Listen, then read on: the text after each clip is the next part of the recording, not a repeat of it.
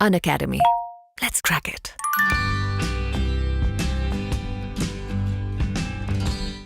Hello friend, this is Mukesh from on academy.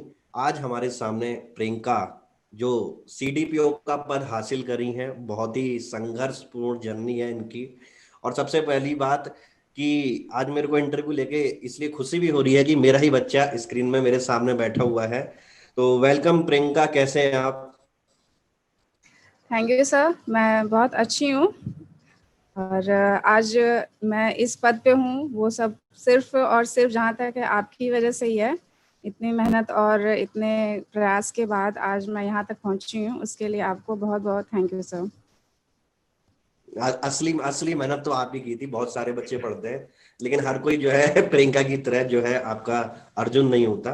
तो आपको जो है जितनी भी मेहनत करी 95% आपकी ही मेहनत थी, हमारा केवल गाइडेंस था। तो शुरुआत करते हैं इंटरव्यू की। सबसे पहले हमारे एस्पायरेंट भी चाहते हैं कि आपका थोड़ा आप अपने बैकग्राउंड के बारे में जो है थोड़ा सा चर्चा कर लीजिए। सर, जैसा कि सभी जानते हैं, मेरा नाम प्रियंका है और मैं बहराइच डिस्ट्रिक्ट से बिलोंग करती हूँ, जिसमें एक तहसील है मीनपुरवा, वहाँ से। और मैंने अपना ग्रेजुएशन बीएससी होम साइंस में किया है कानपुर चंद्रशेखर आज़ाद यूनिवर्सिटी से। और उसके बाद मैंने बीटीसी किया है।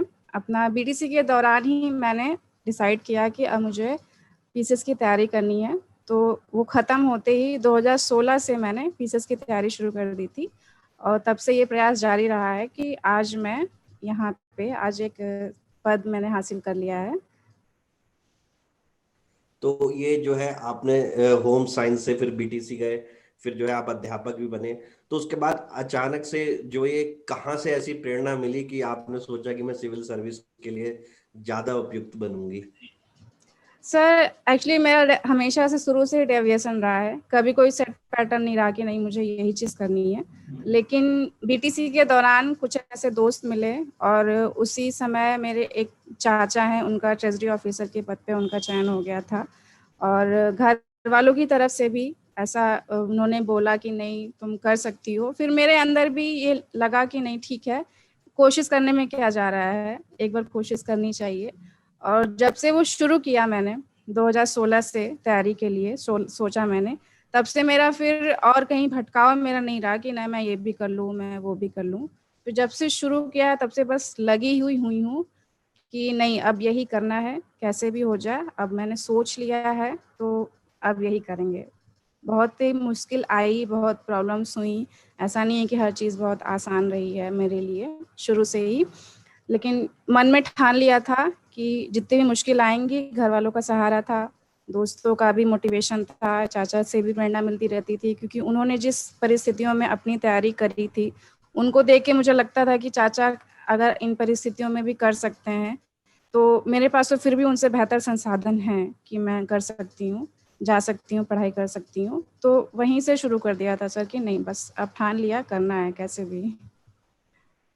तो कोशिश करने वालों की कभी हार नहीं होती है, ये जो एक हाँ, आपकी जब पूरी तक लाइन है। आप अपने मन से नहीं हारेंगे तब तक आपको कोई हरा नहीं सकता है। आपने ठान लिया है कि आपको करना है तो बस आपको करना ही है, कोई आपको हरा नहीं सकता सर। अच्छा, बहुत सारे जो हैं बच्चे जो अन अकेडमी से जुड़ते भी हैं तो वो जो है कंसिस्टेंसी नहीं रख पाते। और खासकर अगर वो क्या कहते हैं वो मैरिज हो गई हो उनकी, तो खासकर जो फीमेल कैंडिडेट होती हैं तो वो उतना अच्छा कंसिस्टेंसी नहीं रख पाती। मेरे ख्याल से आपके संग भी वो समस्या रही होगी। तो उन बच्चों के लिए आप जो है कैसे कुछ प्रेरणादायक शब्द बोल सकते हो? सर, जब 2018 का रिजल्ट आया था और मेरा सिलेक्शन नहीं हुआ था, फाइनल लिस्ट में मेरा नाम नहीं आया था, तो मेरे हस्बैंड ने मुझसे एक बात बोली थी कि मेहनत कर, सब्र रख और भरोसा रख, जो तेरा है वो तेरा होकर के ही रहेगा। तो मैं आपसे सबसे यही कहना चाहूँगी कि कंसिस्टेंसी हम सबके साथ ऐसा होता है कि 4 दिन पढ़ने के बाद 1 दिन हमारा मन नहीं लगता है, वो सबके साथ होता है। लेकिन वो 1 दिन से ज़्यादा 2 या 3 दिन नहीं होना चाहिए। कोशिश करनी चाहिए क्योंकि अगर आप रेगुलर पढ़ाई कर रहे हो तो आपका एक माइंड मेकअप बना हुआ होता है कि नहीं हमको पढ़ना है इस टाइम पे। अब बीच में आप छोड़ देते हैं। प्रॉब्लम्स तो सबके साथ आती हैं, ऐसा हम नहीं कहेंगे कि हमारे साथ प्रॉब्लम नहीं आई थी, सबके साथ प्रॉब्लम्स आती है।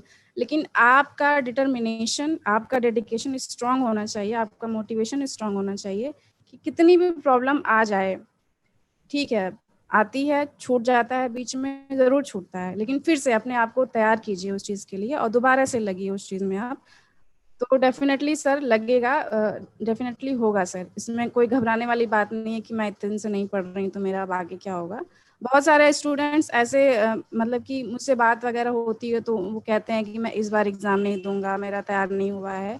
तो देखिए, हम एग्ज़ाम देने जाते हैं, तो उसके कुछ घंटे पहले भी हमको ऐसा ही महसूस होता है कि हमारा कुछ तैयार नहीं है। बल्कि पॉज़िटिविटी के साथ जाइए, अपने मन पे विश्वास रखिए, तैयारी के दौरान भी, इवन एग्ज़ाम के दौरान भी आप अपने पे विश्वास रखिए। पूरा भरोसा रखिए कि नहीं, हम कर सकते हैं। तो इन सब चीज़ों के साथ में अपने ध्यान रखिए, कुछ ऐसे लोगों को अपने पास रखिए जो आपको हमेशा मोटिवेट करते रहते हों। ये सब चीज़ें करके आपकी कंसिस्टेंसी भी मेंटेन रहेगी और आप डेफ़िनेटली सफलता हासिल करेंगे। तो ये आपका जो है कौन सा अटेम्प्ट था? मैंने 2016 से ट्राई किया है, तो 2016 का दिया, जिसमें प्री मेरा क्वालीफाई नहीं हो पाया था। 17th में दिया, प्री क्वालीफाई हुआ मेरा, और मेंस मेरा 1 नंबर से नहीं हुआ था। फिर 18th में दिया, उसमें फिर फाइनल सिलेक्शन हमारा इंटरव्यू में नहीं हुआ सिलेक्शन। फिर 19th में दिया, जिसमें प्री में ही क्वालीफाई नहीं कर पाई थी। फिर 20 में ऐसा है कि फाइनल सिलेक्शन है हमारा इस बार पे। तो काफ़ी लंबा सफ़र रहा है मेरा शुरू से लेकर के अब तक, और हमेशा हम कहते हैं ना कि एक-एक नंबर से छूट जाता है, तो ये एक-एक नंबर जो होता है ना, वो आपको कई साल पीछे खींच के ले जाता है। तो जितनी ताकत आपके पास है, जितना आप मेहनत कर सकते हैं, उतना आप करिए, ताकि बाद में आपको पछतावा ना हो कि काश और थोड़ा-सा कर लिया होता, और थोड़ा-सा कर लिया होता, तो आज हमारा सिलेक्शन हो गया होता। तो बाद में रिज़ल्ट आने के बाद या फिर एग्ज़ाम देने के बाद आपके मन में ये नहीं होना चाहिए कि हाँ, थोड़ा-सा और कर लिए होते तो हो गया होता। जितनी है आपके पास ताकत, पूरी ताकत का इस्तेमाल करिए और पूरी पॉज़िटिविटी के साथ, पूरे भरोसे के साथ आप लगे रहिए। Definitely sir it will work. Positivity तो बहुत ज़रूरी होती है इस एग्ज़ाम के लिए। डेफ़िनेटली सर होगा।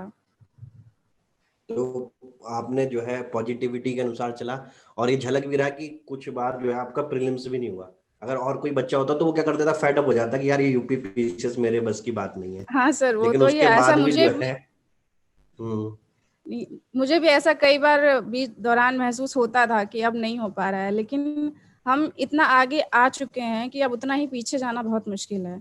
और अगर मैंने छोड़ दिया तो साथ ही साथ उन लड़कियों के लिए भी मुश्किल हो जाएगा जो आगे तैयारी करना चाहेंगी। तो मैं एक ऐसा एग्जाम्पल नहीं बनना चाहती हूँ कि हाँ, वो गई थी तैयारी करने, उसका नहीं हुआ है। तो ऐसा एग्जाम्पल नहीं बनना, बल्कि लोगों को प्रेरणा मिले कि नहीं, अगर दीदी कर सकती हैं, प्रियंका दी कर सकती हैं, तो फिर हम भी कर सकते हैं। तो अपने लिए, परिवार के लिए, लोगों के लिए, सबके लिए मैं बस लगी रही कि नहीं, करना है, कैसे भी करना है सर। तो जो ये आपका फर्स्ट अटेम्प्ट से लेके लास्ट अटेम्प्ट तक का जो सफर था, तो जी उसमें सर। इस बार कुछ खास था, या वैसे ही लग रहा था खाली एग्जाम दे के आना है, या उम्मीदें थी इस बार? नहीं, उम्मीदें बिल्कुल इस बार थी। खास मेरे साथ 18 से रहा है, शायद इसलिए क्योंकि मैं अनअकैडमी से जुड़ गई थी 18 में, और 18 का एग्ज़ाम मैंने पूरा अनअकैडमी से जुड़ के, स्पेशली आपके साथ जो भी आपने तैयारी करवाई प्रीलिम्स की, मेंस की और इंटरव्यू की, वहाँ से मेरी तैयारी खास हो गई थी कि अच्छा एक कंटेंट मिल गया था, और पढ़ने के लिए जो भी आप कंटेंट प्रोवाइड करते थे वो ऑल टाइम अवेलेबल होता था, कभी भी, कहीं भी, कैसे भी पढ़ लो। और साथ ही साथ मेरे पास जॉब भी थी, तो थोड़ा-सा मेरे लिए बहुत मुश्किल हो जाता था टाइम को मैनेज करना। तो एक जो क्वालिटी कंटेंट होता है, वो थोड़ा मेरा इस बार अच्छा हुआ था 20 में। तो इस वजह से कह सकते हैं कि हाँ, मेरा सिलेक्शन इस बार ज़्यादा पॉसिबिलिटी हो गई कि मेरा हो गया इस बार। तो जैसा कि अब तक बच्चों को पता ही चल गया होगा कि इन्होंने अनअकैडमी से पढ़ाई करी है, तो थोड़ा एक अनअकैडमी के सफर के बारे में जो है आपसे थोड़ा जान लें कि जब आपने अनअकैडमी ज्वाइन किया था तब से लेके पूरी प्रीलिम्स मेंस की प्रिपरेशन कैसे करी, और किस तरीके से अनअकैडमी का जो है आप 100% यूटिलाइजेशन ले सकते हैं, उसके बारे में जो है एस्पायरेंट को थोड़ा बताइए। तो अनअकैडमी की मुझे सबसे अच्छी बात ये लगती है कि आप एक तो कहीं भी पढ़ सकते हैं और कभी भी पढ़ सकते हैं। सबसे यही बात है, क्योंकि सबके लिए प्रॉब्लम प्रॉब्लम होती है कि वो मान लीजिए 3 से 4 का समय नहीं दे पा रहा है। तो ये प्रॉब्लम अनअकैडमी के साथ नहीं है कि आप कहीं से मतलब प्रॉपर फाउंडेशन है आपके पास टाइम का, कहीं भी पढ़ सकते हैं। और दूसरा ये चीज़ कि आप कितने भी बार बार पढ़ सकते हैं। एक बार आपको समझ में नहीं आया तो आप दूसरी बार पढ़ लो, तीसरी बार पढ़ लो, ये चीज़ बहुत सही रही है।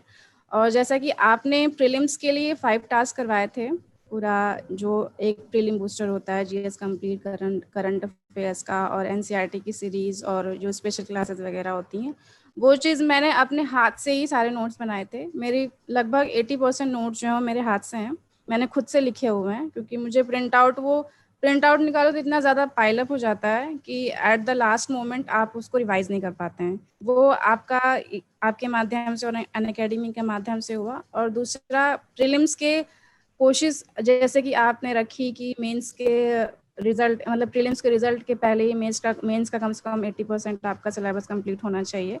वो चीज़ आपके पेपर 1, पेपर 2, पेपर 3 और पेपर 4, और सौभाग्य की बात है कि मेरा भी ऑप्शनल सोशियोलॉजी था, तो आपने भी सोशियोलॉजी पढ़ाई थी, तो वो भी वहाँ से कंप्लीट हुआ। और उसके साथ ही जो अभी जो मैं सर ने अनअकैडमी ने टेस्ट सीरीज शुरू की है, मेंस की सीरीज भी शुरू की है टेस्ट सीरीज, और साथ ही साथ प्रीलिम्स की भी ऑलमोस्ट एक करा ही रहे हैं, काफ़ी दिनों से काफ़ी टेस्ट हो चुके हैं उसमें।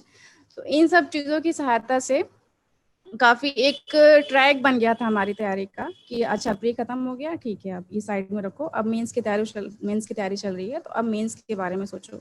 तो इन सब चीज़ों के माध्यम से बहुत हेल्प मिली है। और मोस्ट ऑफ द जो प्लान्स होते हैं वो आप ही बता देते हैं, तो हमें अपनी तरफ से बस अपनी मेहनत देनी होती है कि नहीं, अच्छा ठीक है, आज ये चीज़ तैयार हुआ है सर ने, आज इसको पढ़ लेना है, इसके क्वेश्चंस लगा लेना है, ये चीज़ हमारा तैयार हो जाएगा। तो वन डे बाय डे आपकी चीज़ें कंप्लीट होती रहती हैं, और आपका काम जो है वो, आपका सिलेबस भी थोड़ा बहुत कंप्लीट हो रहता है, बाद में बस आपको रिवीजन करना होता है। तो इसके लिए मैं अनअकैडमी को बहुत थैंक यू कहूँगी कि एक मतलब कि जो एक फाउंडेशन होता है लोगों के पास कि घर पे रह करके पढ़ाई नहीं कर पा रहे हैं, वो किसी ऐसी जगह पे नहीं आ पा रहे हैं जहाँ पे आपके पास कोचिंग नहीं अवेलेबल हो पा रही है, तो एक बाउंड्री लेस कि बिना कोई बाउंड्री नहीं है, कहीं से भी आप रहो और पढ़ो आराम से। तो इसके लिए बहुत ही sir thank you so much to you कि आपने इतनी मदद की है मेरी। तो कहीं पे भी आपको कुछ ऐसा लगा कि क्या कहते हैं, ऑनलाइन माध्यम से जो हम शिक्षा ले रहे हैं, इसमें क्या कहते हैं, थोड़ा कमी है, अगर हम ऑफलाइन पढ़ें कोचिंग के पास तो वो ज़्यादा अच्छा रहेगा? या कभी आपको ऐसा लगा कि नहीं यार, अनअकैडमी में जो है वहाँ पे आपको क्वालिटी नहीं मिल रही है? कुछ ऐसा परसेप्शन आपके साथ रहा, टू बी ऑनेस्ट? नहीं सर, ऐसा कोई परसेप्शन नहीं रहा है कि ऑनलाइन अच्छा नहीं है, ऑफलाइन अच्छा है। अच्छा है सर, जो भी चीज़ आप प्रोवाइड करवा रहे हैं, जो भी चीज़ अनअकैडमी प्रोवाइड करवा रहा है, अगर बच्चा पूरी तरीके से मेहनत कर ले, पूरी लगन के साथ, पूरे डेडिकेशन के साथ, तो हो जाएगा सर। कोई उसमें अपनी तरफ से जो ऐड ऑन करना है वो बस टेस्ट सीरीज और आंसर राइटिंग की ही चीज़ें ऐड ऑन करनी है, वो आप करिए अपनी तरफ से। और बाकी कंटेंट क्वालिटी में कोई ऐसी बात नहीं है कि कंटेंट क्वालिटी नहीं अच्छी है सर। अनअकैडमी में दो सेगमेंट रहते हैं जनरली, एक रहता है प्लस सेगमेंट और एक रहता है special class segment. Yes sir. तो बच्चों को कहाँ से कैसे शुरुआत करनी चाहिए, इसके बारे में भी थोड़ा प्रकाश डालिए। अगर आप अनअकैडमी को समझना चाहते हैं और क्लासेस के क्वालिटी को समझना चाहते हैं, तो आप शुरुआत में ज़रूर स्पेशल क्लासेस देखिए, जिस भी टीचर से आप पढ़ना चाहते हैं उनका स्पेशल क्लास देखिए, समझिए। उसमें भी बताया जाता है कि प्लस के फीचर्स क्या हैं, स्पेशल क्लास के फीचर्स क्या हैं। चीज़ें आपको समझ में जब आने लगें तो कोशिश करिए प्लस में कन्वर्ट होने की, क्योंकि जो एक सिलेबस कंप्लीटनेस जो होती है, वो प्लस में आपके पास ज़्यादा स्कोप रहेगा कि आप अच्छी तरीके से चीज़ों को पढ़ सकेंगे। स्पेशल में तो एक टॉपिक वाइज चीज़ें आपको पढ़ाई जाएंगी, लेकिन प्लस में है वो आपको पूरा सिलेबस के अकॉर्डिंग, जो भी यूपीपीसीएस का सिलेबस है उसके अकॉर्डिंग क्या पढ़ना है और स्पेशली क्या छोड़ना है, वो चीज़ भी वहाँ पे अच्छे से बताई जाती है।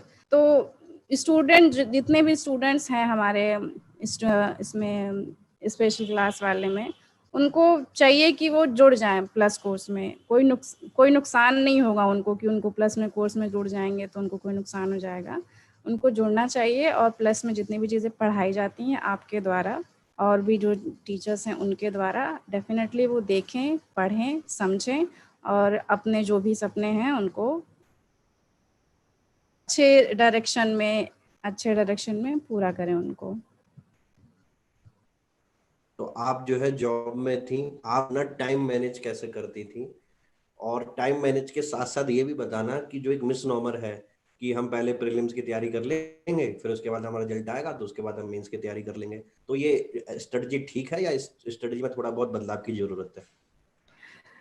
रही बात टाइम मैनेजमेंट की, तो बहुत दिक्कत होती थी, क्योंकि आपको जॉब करनी है, वहाँ भी आपको अपनी रिस्पॉन्सिबिलिटी है, तो वो चीज़ें भी आपको डेफिनेटली पूरी करनी होती हैं।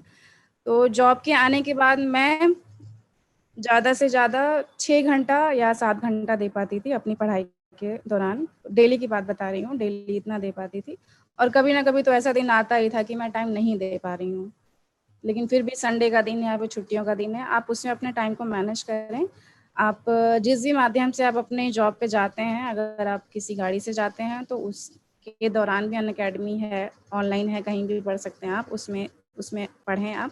और एक बार पढ़ने के बाद आपके पास ऑप्शन है कि आप दोबारा उसके नोट्स बना सकते हैं। ज़रूरी नहीं है कि क्लास के दौरान ही आप अपने नोट्स बनाएं, वैसे मैनेज हो सकता है। और जो एक लोगों में अवधारणा है कि प्रीलिम्स क्वालिफाई हो जाएगा तभी हम मेंस की तैयारी करेंगे, तो बहुत ही गलत होगा वो ऐसा, क्योंकि मेंस का सिलेबस इतना ज़्यादा है कि अगर आप प्रीलिम्स के बाद 3 महीने के समय में आप उसको कंप्लीट भी नहीं कर पाएंगे। आप ही बनी सोचिए, तैयार होना तो दूर है, उस सिलेबस को समझ पाना ही बहुत मुश्किल है कि हम उस 3 महीने में चीज़ों को समझ सकें।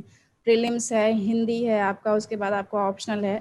तो बच्चों को कोशिश ये करनी चाहिए कि जब आपने ठान लिया कि आपको तैयारी करनी है, तो आप अपना ऑप्शनल शुरुआत में तैयार कर लीजिए। जब भी आप प्री देने जाएं, प्री देने से पहले आपका जो ऑप्शनल है उसका एटलीस्ट नोट्स आपके पास कंप्लीट होनी चाहिए, क्योंकि प्रीलिम्स के बाद अगर आप चाहेंगे कि आप नोट्स भी तैयार कर लें और उसको याद भी कर लें और आंसर राइटिंग भी कर लें, तो 3 महीने के दौरान वो चीज़ हो पाना मुझे तो असंभव लगता है। बाकी बच्चों को भी मुश्किल ज़रूर लगेगा। तो प्रीलिम्स से पहले अपना ऑप्शनल तैयार कर लें और उसके साथ ही साथ एक मेंस का एक अपने दिमाग में एक क्रिएट करते चलें पैटर्न कि हाँ, न्यूज़पेपर जब भी आप पढ़ रहे हैं तो आपको पता होना चाहिए कि ये चीज़ जो है वो हमारी पेपर 1 में आएगी, कौन सी चीज़ पेपर 2 में आएगी, कौन सी चीज़ पेपर 3 में आएगी और पेपर 4 में आएगी। तो प्रीलिम्स के पहले तो कम से कम आपका ऑप्शनल कंप्लीट होना चाहिए। साथ ही साथ आपका मेंस का जो जीएस के चारों पेपर हैं उनका कम से कम 60% तो कंप्लीट होना ही चाहिए, क्योंकि उसके बाद प्रीलिम्स के बाद अगर जब आप पढ़ने बैठें मेंस में, तो आपके पास ज़्यादा समय हो आंसर राइटिंग का और रिवीजन का। तो मैं बच्चों से यही कहूँगी, जितने भी स्टूडेंट्स हमारे हैं, कि इस बार जब भी हमारा 24 अक्टूबर को प्रीलिम्स है हमारा, तो उससे पहले आप अपना ऑप्शनल ज़रूर तैयार कर लें। अभी जैसे हमारा अगस्त चल रहा है, तो आप अगस्त लास्ट तक ऑप्शनल की पढ़ाई कर सकते हैं। अभी आप अगस्त लास्ट तक ऑप्शनल की पढ़ाई करिए।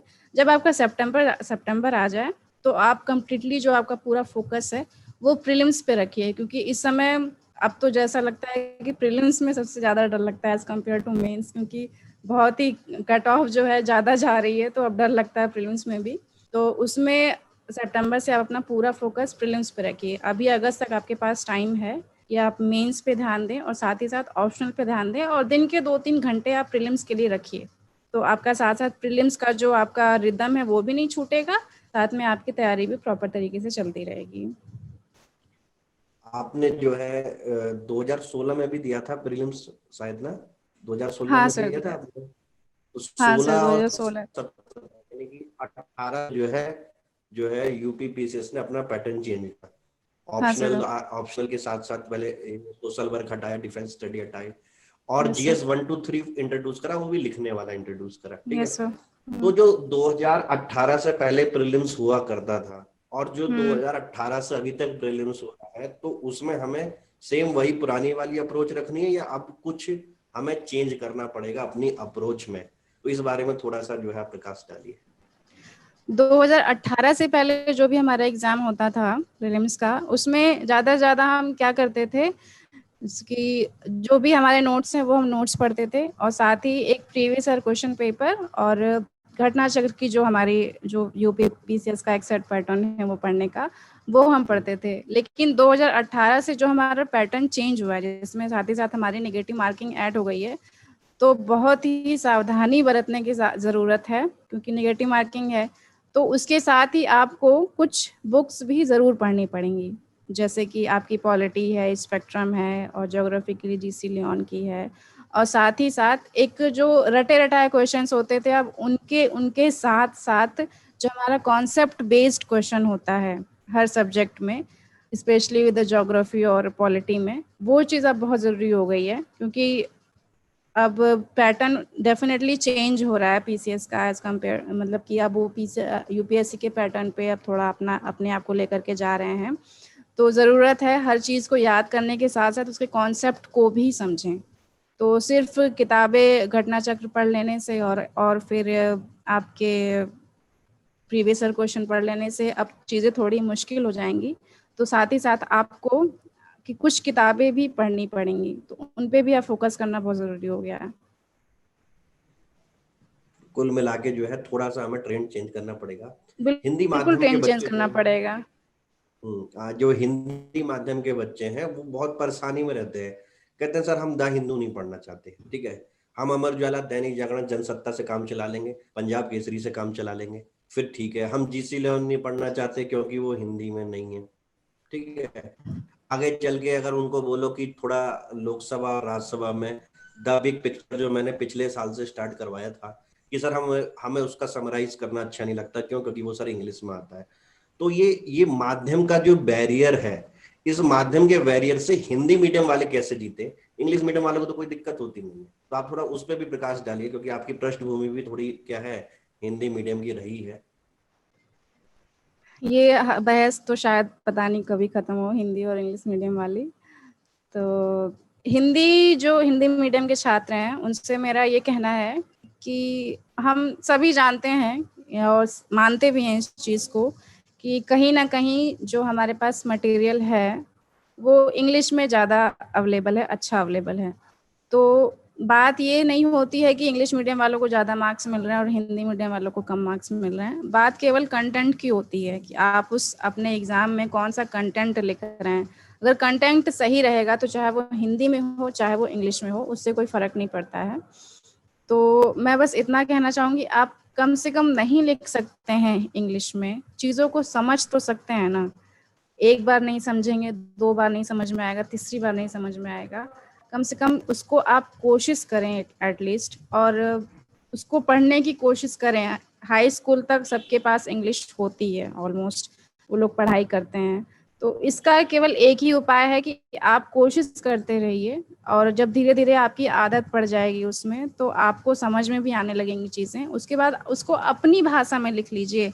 हमारे पास इंग्लिश फ़ोन में चाहे फिर लैपटॉप में हमारे पास डिक्शनरी होती है, इजीली आप उसको वहाँ से देख लें। तो कोशिश तो करनी पड़ेगी अगर आपको इतनी बड़ी सफलता हासिल करनी है। तो कहते हैं ना कि सूरज की तरह चमकना है तो उसकी तरह जलना भी पड़ेगा। तो थोड़ी मेहनत तो आपको करनी पड़ेगी अपनी तरफ से भी, कि अगर हमारे पास चीज़ें अवेलेबल नहीं है, आपने एक बाउंड्री खींच दी है अपने आगे की अच्छा चीज़ें इंग्लिश में हिंदी में नहीं है तो हम उसको नहीं पढ़ेंगे। ऐसे कैसे नहीं पढ़ेंगे? पढ़िए उसको, कोशिश करिए। नहीं समझ में आ रहा है अपने दोस्तों की मदद लीजिए। बस यही कहना है कि आप पढ़िए उसको, कुछ भी करके जैसे भी समझ में आ रहा है आप उसकी तरफ से कोशिश करिए सर। अच्छा, तो मैंने ये देखा है ना, इस पढ़ाई में हिंदी मीडियम वाला बच्चा मेहनती बहुत होता है, उसकी मेहनत में कोई कमी नहीं रहती। लेकिन क्या होता है ना, बहुत जल्दी वो मिसनॉमर और जो अफवाह है ना, उनके साथ क्या होता है, वो कैरिड अवे हो जाता है। क्यों? क्योंकि 2018 से पहले, अगर हम 17-16 उससे पहले की बात करें, तो उस समय हमारी आइडियोलॉजी थी कि हम लूसेंट से पढ़ के इस एग्जाम को निकाल लेंगे। करंट अफेयर उतनी अच्छी नहीं थी। तो वो वाली जो क्या कहते हैं ऑर्थोडॉक्स फिलॉसफी है, वो बच्चों के साथ आज भी है। क्योंकि कहीं ना कहीं बच्चे 2018 से पहले के जो भी चाहे सेलेक्टेड हुए हैं या उस दौरान जो तैयारी कर रहे हैं, उनके कहीं ना कहीं डायरेक्ट एंड इनडायरेक्टली टच में तो है ही, ठीक है। और वही टच उनको क्या करता है, ये सब चीजों का विरोध करता है।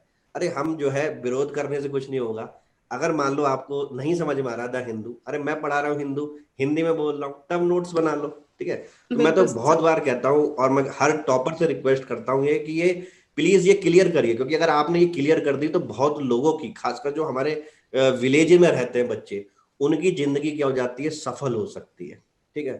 तो आपने भी लगभग वही उत्तर दिया जो सारे टॉपर बोलते हैं। आई होप बच्चों को भी बहुत समझ में आएगा। अब एक दूसरा और जो है कन्फ्लिक्ट आ गया है आजकल बच्चों के में। कन्फ्लिक्ट इसलिए मैं पूछ रहा हूँ क्योंकि आप, मुझे लगता है आप ज्यादा अच्छी तरह समझा सकते हैं उस कन्फ्लिक्ट को, कि जो नॉन कन्वेंशनल ऑप्शनल सब्जेक्ट है, जैसे कि आपका हो गया केमिस्ट्री, जैसे कि हो गया आपका फिजिक्स, आजकल मैकेनिकल इंजीनियरिंग, तो इसमें क्या है, ऑप्शनल में बच्चों के नंबर ज्यादा आ रहे हैं। 70%, एक तो मार्कशीट देखी थी हमने जहाँ पे ऑलमोस्ट 90% नंबर थे 400 में से।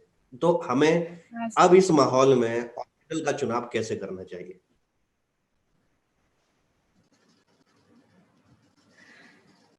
ऑप्शनल बेसिकली आपके, ये तो जो हमारा एक वो रहता है परसेप्शन कि ग्रेजुएशन हमारा इस सब्जेक्ट से था तो हमको ऑप्शनली वही सब्जेक्ट लेना चाहिए। ऐसा कुछ भी नहीं है। जिसमें आपको इंटरेस्ट हो, जिसमें जो इस समय ज़्यादा ट्रेंड में चल रहा हो, या फिर जो चीज़ आपको समझ में आ रही हो, जिसके मटेरियल आपके पास अवेलेबल हो, वो आप अपना ऑप्शनल चुनिए। बिल्कुल ऐसा नहीं है कि हमारा ग्रेजुएशन में ये था तो हम यही चीज़ चुनेंगे।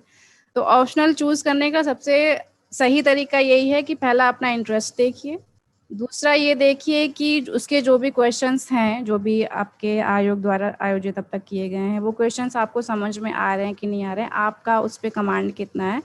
तीसरा, उसका स्टडी मटेरियल आपके पास कितना अवेलेबल हो पाएगा, और कोई अगर एक टीचर जो आपको उसमें अच्छे से पढ़ा सकता हो, वो चीज़ आपको, ये 4 चीज़ें आप अगर अपने ध्यान में रखेंगे तो ऑप्शनल कोई बहुत बड़ी चीज़ नहीं है कि नहीं हो पाएगा। तो डेफ़िनेटली इस पे ध्यान दें बच्चे कि ये चारों चीज़ें आपके पास अवेलेबल होनी चाहिए। और रही बात साइंस मतलब कि ह्यूमैनिटीज़ के सब्जेक्ट्स की और साइंस वाले सब्जेक्ट्स की, तो मानते हैं कि इस समय ये चीज़ चल रहा है कि जो भी साइंस वाले चीज़ें हैं उनको मार्क्स ज़्यादा मिल रहे हैं। तो वो कहीं न कहीं आयोग का भी उसमें मतलब की ज़िम्मेदारी है कि वो सबको एक साथ लेकर के चले, ह्यूमैनिटीज़ के सब्जेक्ट्स को भी और नॉन ह्यूमैनिटीज़ के सब्जेक्ट्स को भी। तो वो जब आयोग करेगा तब की तब देखी जाएगी। फिलहाल आपका जो कर्तव्य यहाँ पे ये बनता है कि आप अपनी तरफ से पूरी कोशिश करिए, अपने क्वेश्चंस पे पूरा ध्यान दीजिए और ये जानने की कोशिश करिए कि आखिर क्यों नहीं मार्क्स मिल रहे हैं उसमें, आपके आपके सब्जेक्ट में, आपके उसमें। तो अगर मेरा सोशियोलॉजी की बात है, तो जहाँ तक मुझे समझ में आया सोशियोलॉजी के विषय में कि आपको मार्क्स कम क्यों मिले, तो ये है कि सोशियोलॉजी कहीं न कहीं हमारे जीएस के पैटर्न से थोड़ी मैच खाती है। तो जब हम आंसर लिखने बैठते हैं, अगर हम उसमें थिंकर्स ऐड नहीं करेंगे, अगर कोई एक हम उसमें एग्जाम्पल ऐड नहीं करेंगे, तो वो एक जीएस का आंसर लगने लगेगा। तो अपने आंसर्स को थोड़ा-सा इम्प्रूव करें और डेफ़िनेटली कोई ना कोई थिंकर ज़रूर उसमें ऐड करने के लिए मिल जाएगा, तो उसको आप ज़रूर से ऐड करें। तो ये थोड़ा डिफरेंशिएशन हो जाएगा आपके जीएस के आंसर में और आपके सोशियोलॉजी के आंसर में। तो जो भी चीज़ें चल रही हैं, आप उसको हटाइए किनारे और जो भी आपका कर्तव्य है, तैयारी करनी है, उसको आप अच्छे से ध्यान दें उसमें और प्रॉपर तरीके से तैयारी करें। क्यों नहीं मार्क्स मिल रहे हैं, हमें और क्या करना चाहिए, अपनी तरफ से ऐड ऑन करनी है। देखिए, ये तैयारी जो भी है ना, वो अपनी मेहनत और अपने ऊपर भरोसा करके चीज़ों को इम्प्रूव करते रहना चाहिए साल दर साल। जो गलती आपसे पिछली बार हुई, वो आप गलती इस साल ना दोहराएँ। तो अपने आप को जानने की कोशिश करिए कि आपको कहाँ से गलती हुई, कहाँ नहीं गलती हुई। क्योंकि कहीं न कहीं ये है कि एग्ज़ाम के साथ-साथ कुछ परिस्थितियाँ पर भी निर्भर करता है कि आपका सिलेक्शन इस बार नहीं हो पाया। तो उन परिस्थितियों को ध्यान में रखिए और अपनी तैयारी अपने पे ध्यान दीजिए बस, और बाकी चीज़ों पे ध्यान देना छोड़ दीजिए। बस अपने पे ध्यान दीजिए। लगभग लगभग जो है हमने प्रीलिम्स मेंस सब तरह की बातें कर ली, जो कंट्रोवर्शियल इशू चल रहे हैं उनकी भी बात कर ली, और जो है अगर आप आगे भी बच्चों के अगर कोई क्वेश्चन आते हैं तो हम प्रियंका से जो है दूसरा सेशन भी रख लेंगे, क्योंकि ये तो मतलब अपने घर की बच्ची है, ये समझो आप। तो लास्ट में आप जो है एस्पायरेंट को क्या मैसेज देना चाहती हो? अक्टूबर में 24 को वो पेपर देने भी जा रहे हैं, तो अभी उनकी क्या स्ट्रेटेजी रहनी चाहिए? अभी जैसा कि मैंने पहले भी बताया था कि अभी अगस्त चल रहा है, तो आप अगस्त तक अपने पूरे दिन को 2 हिस्सों में डिवाइड कर लीजिए कि आप अगस्त तक इतने समय पे आप अपने ऑप्शनल और मेंस को ध्यान में रखेंगे और जो भी एक पोर्शन है वो अपने प्रीलिम्स पे ध्यान रखेंगे, क्योंकि प्रीलिम्स का रिदम नहीं टूटना चाहिए। एक बार रिदम टूट जाएगा तो उसको दोबारा से शुरू करने में उसको परेशानी होगी। तो 31 अगस्त तक डेफिनेटली आप अपने ऑप्शनल पे, अपने मेंस पे और दिन के 3-4 घंटे आप अपने प्रीलिम्स पे ध्यान दे सकते हैं। लेकिन जैसे ही अगस्त खत्म हो जाएगा, आपका सितंबर शुरू हो जाएगा, तो आप पूरा का पूरा फोकस डेफिनेटली प्रीलिम्स पे रखिएगा, क्योंकि प्रीलिम्स भी बहुत ज़रूरी हो गया इस समय, उसको क्वालिफाई करना क्योंकि अभी तो ऐसा हो गया है कि पहले एग्जीक्यूटिव लिस्ट वाला अलग नहीं निकलता था, अब इस बार से सीडीपीओ या फिर एग्जीक्यूटिव है, डाइट प्राचार्य है, उन सबकी अलग अलग कट ऑफ निकलने लगी है। तो शुरू में ही आपको अलग कर दिया जाएगा, तो इससे बेहतर है कि प्रीलिम्स पे ध्यान रखें, कोशिश करें कि शुरुआत में ही आपका एग्जीक्यूटिव लिस्ट में आ जाए नाम। तो सबसे जितने भी हमारे एस्पिरेंट्स हैं, जितने भी स्टूडेंट्स हैं, भरोसा रखिए अपने ऊपर और स्पेशली आपके ऊपर जो भी आप चीज़ें प्रोवाइड करवा रहे हैं अनअकैडमीज के माध्यम से, उन पे भरोसा रखें और अपनी पढ़ाई जारी रखें पूरी पॉजिटिविटी के साथ। नेगेटिव चीज़ें डेफिनेटली हमारे लाइफ में आती हैं, सबके पास आती हैं, तो एक आध दिन आदमी डिमोटिवेट हो जाता है, तो ठीक है, एक दिन हुआ, कोई बात नहीं है, लेकिन फिर भी अपने आप को तैयार कीजिए और दोबारा से उसमें लगे रहिए कि नहीं, इस बार निकालना है। और मैं क्या करती थी कि मैं एक दो थोड़ा मोटिवेशनल सॉन्ग सुन लेती थी, जो भी आपसे कनेक्टेड हैं, आपके पेरेंट्स हैं, आपके दोस्त हैं, उनसे बात करते रहिए और उनका थोड़ा सा मोटिवेशन लेते रहिए और कुल मिलाकर के पढ़ाई पढ़ाई पढ़ाई, उसके अलावा और कुछ भी नहीं है। सब 24 अक्टूबर तक तो डेफिनेटली कुछ भी नहीं और किसी चीज़ पे ध्यान देना, मेहनत करते रहिए बस पूरी पॉजिटिविटी के साथ। तो आपने एक बहुत क्या है प्यारा मैसेज दिया है सारे बच्चों को जो अनअकैडमी पे हैं वो भी, और जो अदर्स बच्चे हैं वो भी एक तरीके से हमारे परिवार का ही है, अनअकैडमी फैमिली के ही क्या है मेंबर्स हैं, चाहे वो स्पेशल क्लास भी देख रहे हो। आई होप आपकी बातों को फॉलो करेंगे, और अगर हमें कोई भी और दिक्कत होती है तो वो जो है क्या करेंगे, एक सेशन हम और रख लेंगे। और इस बार जो है आप क्या कहते हैं, कुछ बच्चों की जो है कॉपी भी चेक करना, मैं तो ये कह रहा हूँ, क्योंकि जब आप खुद कॉपी चेक करोगे ना तो आपको पता चलेगा कि जब मैं थी तो वहां मैं कैसा लिखती थी। ठीक है, तो ये तक जो है प्रियंका करी ना कहने का तो सवाल ही नहीं होता। अरे ठीक है, नहीं सर। प्रियंका को करना पड़ेगा, क्योंकि वो जिस बैकग्राउंड से आई है उस बैकग्राउंड से बहुत सारे बच्चे जो है क्या है सोचते हैं कि हमारा नंबर आए, और किस तरीके से हम प्रियंका दीदी वाले इलाइट क्लब में आए। और प्रियंका नाम के बच्चे तो बहुत ही लकी है। इससे पहले भी जो है प्रियंका वाजपेयी जिनने पूरा उत्तर प्रदेश में रिकॉर्ड तोड़ा था, हाईएस्ट ऑप्शनल, अभी वो DYSP हैं। तो ऐसे बहुत सारे सितारे हैं जो अनअकैडमी ने प्रोड्यूस करे हैं, और इन सितारों की संख्या क्या है दिन प्रतिदिन बढ़ती जा रही है। आई होप 2021 में भी हम क्या करेंगे, बहुत सारे बच्चों का फाइनल PDF में नाम देंगे। तो thank you very much Priyanka. I hope हम दोबारा जो है ऐसे छोटे सेशन करते रहेंगे। बहुत ही हम्बल नेचर की हो आप, और मेरे ख्याल से एकदम आपने जो भी बोला है बहुत ही ऑनेस्ट वे में बोला है, जिससे क्या हो, एक होता ना कि कुछ बनावटी बनावटी जैसा नहीं, क्योंकि मुझे तो पता ही है तुम्हारी, तो मैंने एक एक कॉपी चेक करी है। ठीक है, ऐसे से लेके GS 1 2 3 4 और ऑप्शनल की, तो मुझे तो पता है कि बच्चा कहाँ कितने पानी में है। लेकिन फिर भी धन्यवाद जो है, आपने जो है इतना अच्छा प्रदर्शन करा। Thank you very much, thank you very much. Okay, thank you sir, thank you so much.